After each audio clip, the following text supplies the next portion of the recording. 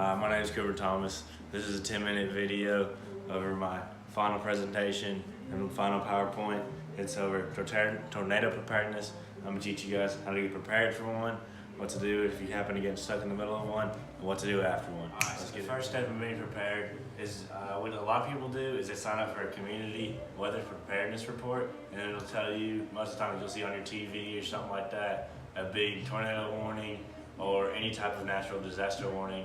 And another thing is if people don't do that, a lot of people tend to read up on just like the weather and stuff like that, and look at the signs outside to see if it's like thundering, stormy, if it's getting weather prepared for a tornado to happen. So another thing for being into tornado preparedness is you need to go ahead and scout out your house and find safe places and what to do. The safest places are going to be most likely in a bathroom or hallway, and they can't have any connections to windows, and you want to stay at a corner because that's where debris ends up the most. You kind of want to stay in the middle of the room, head down, tucked. In a minute we're going to show you some examples of this. So we're back here. I'm going to show y'all a safe place from my apartment where we're going to hang out if a tornado was to happen. Come on in. As you can see, we have no connections to any windows out here. This is my bathroom. It's where it's going to be the safest spot. You know, going to hit this position right here, the safe one. But we're going to do it against the wall. But you guys get the point. One thing you guys need to have prepared in case a tornado happens is you need to have non-perishable food in case you get trapped wherever you are, house, a company, a basement, wherever you are, need to have food. Non-perishable food won't go bad. Also, you're gonna need to have water, more than just a bottle, because you can be trapped there for who knows how long. Then you have blankets in case it's cold in the wintertime. You don't want to get hypothermia. And then you also want to have shoes prepared so when you walk out or go and explore the damage, you don't step on any glass, cut your feet open, have to go to the hospital, step on a nail, get a tetanus shot, etc. You want to have some flashlights so you can see around what's going on and not just stumble around in the dark in case it's dark. You're going to want to have extra batteries so you can charge your flashlight or bring it back to life. You're going to want to have candles in case you don't have a flashlight. You're going to want to have matches to light the candles. You might want to have a portable charger so you can charge your phone to call for help once it's all over. And then another thing, you're going to want to have a weather radio so you can know when the tornado's over with. Alright, so for some of our non-perishable things that we have in my apartment, we got pork and beans canned. We got muffins wrapped up, hands up, no air can get to them, they can't go stale. Got some Cheerios, some cereal, you know, classics. Then we got some peanut butter crackers, gonna hold us out for a long time, make us feel good. Alright, so another thing we do in my apartment, we always have a case of water in case an emergency happens at any time. We got plenty of waters here. We normally get packs of 45. We got about 20 to 25 left in this thing, and as soon as those are gone, we're gonna some more, but these are gonna last us through a long, difficult time period in case a disaster were to happen. Another thing you always need in your safety kit, or just always to have prepared in case of an emergency, is always have a blanket. Right now, it's nighttime, as you can see. The sun's not out, so it's going to be colder. And then right now, I think it's about 40 degrees. If a tornado hits, rocks, different types of things can be flying into your windows, cut off your power, cut off your heat and air. So it could be cold, chilly air all night coming into your house, get you real cold, give you some hypothermia. You know, anything can happen. Always keep a blanket with you. Also, another good effect of a blanket is if you put it over your head like this, it can take away some damage if things are flying around, like some rocks and stuff. It can take some damage in protecting your face and your head and your body.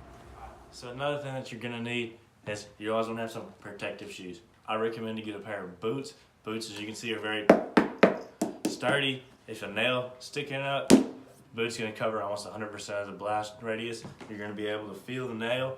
I would highly not recommend wearing flip-flops because you can just right through that thing, and they're not going to be very protective at all. I would recommend boots or tennis shoes, more leaning toward boots because you can do more things in boots, and boots are kind of made for going out and doing stuff in the wilderness and stuff. And so, alright, so another thing you're going to need in the disaster preparedness if tornadoes going on, flashlights, baby. Can't see anything, let's say everything was out. Able to see everything on the ground, where I'm walking, where my feet are. Anything, any debris, any obstacles that are in front of me, able to see. Without them, if you're walking in the dark, that's not good for any of us. Alright, so another thing you're gonna need, let's say you don't have any batteries, let's say you don't have any flashlights just because you don't got it. Alright, most people, almost everyone has a candle. Candle's the main light source. It's very good for you, especially when it's on like this. You can grab it at the top, carry it around, you know, no wax is gonna drip down from your hands. But to also have to light this candle, you gotta have a lighter or a match. You know, without the lighter or match, this is no good. Nothing can be done with it. And then no lighter, no match, no candle, no flashlight, stuck in the dark. That's no bueno, no good. Another thing you're gonna need, or you not necessarily need, but it's a good thing to have, is to have a portable charger. You know, your phone dies, let's say your power goes out, a portable charger, it charges your phone back up, and you can call for help, emergency services, your family, let them know where you are, let them know that you're in trouble, you need help, or if you're good, you know? Because without communication, we don't know what's going on with some of our family members who are going through the same thing. So, portable charger puts you back in the game, lets you to be there, and let people know where you are. Alright, so another thing that's good to have is having a portable weather radar or a portable weather radio, so then you can know what's happening and what's going on.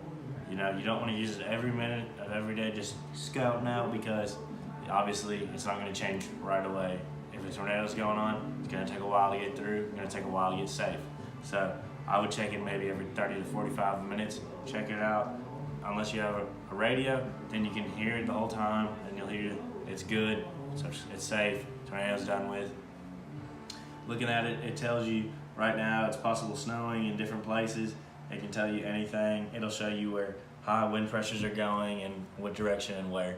So keep this up. Also, if you're using it on your phone, that's possible. But if you're using it on your phone, you gotta make sure that you remember that your phone could possibly die, so you're gonna wanna have your portable charger with you too. Alright, so now I've told you all you need for your family, for you, for any of your friends, what you guys need to have in your apartment, your building, wherever you are.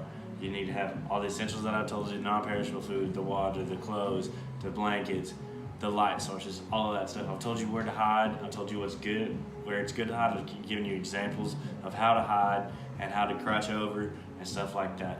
And now it's time to tell you about what to do after the storm. After the storm, you definitely need to be careful of your surrounding buildings. Anywhere you walk could fall down at any moment. Their core and structure is going to be a lot weaker after the tornado. It's going to weaken the building, and any part of it can fall and crumble on you. And none of us want that. We want you to be safe. Second, stay near power lines and utility lines. You know, a fire hydrant could have exploded and gotten the places wet, and so they could be live and active, and you don't want to get shot and end up in the hospital. If you get trapped in a building, put something over your mouth, like a washcloth or a do-rag or something, and because all this debris is going to be falling around you, and it's going to take up your airspace, and it's going to make it harder for you to breathe. Let's say you're still trapped in your house, you got your do-rag over you, you got your washcloth over your mouth protecting your air and stuff. You're going to have to try to call the police. And so if you're trapped, your family could rescue you, or the police could tell your family where you are, so they don't need to worry about you. I always try to have a phone live and be able to contact emergency services or your family, let them know you're either okay or you're trapped. And lastly, if you end up helping up in the community, make sure you're wearing thick clothes, thick gloves, thick socks and stuff. You know, debris is gonna be sharp. You don't know where it's been now. It could have been running around in the sewer, could cut your hand open, could get some diseases. You know, wear thick clothes, wear protective clothes. Be safe about it. You know, you've survived the tornado, you survived all this other stuff, but you don't want to end up getting hurt because you helping in the community and get cut on debris. So I've given you all the tips. We're gonna go back over real quick, a little review for y'all. First off, read the signs. Know the signs of tornadoes coming near you, anything's coming near you, disaster or anything, read them. If you don't read them, listen, sign up for a community weather report, do all that type of stuff. Second, find a safe place wherever you are. Find a safe place at work, find a safe place in your house, a friend's house, your hunting cabin, anything. Have a safe place. Like I said, normally our inner hallways and bathrooms don't have connections to any windows, so any windows could get exploded. Also, try to stay away from corners. That's where debris ends up building up the most. And then what's gonna happen is make sure you got all your stuff that you need, like your waters, your phone chargers, your phone, your flashlights, your food, blankets, shoes, all that stuff that I told you to get prepared for. And then after that, like I said, we go into afterwards of the storm, the helping in the community, the watching out for buildings, watching out for power lines and outlet lines, and then lastly, watching out for yourself, putting a mask over you or the washcloth or do-rag, and then also having your phone charged so you can call 911 on your family, telling them you're safe or you're trapped. Y'all have a great day. Thank you. It was a great semester. Thank you so much.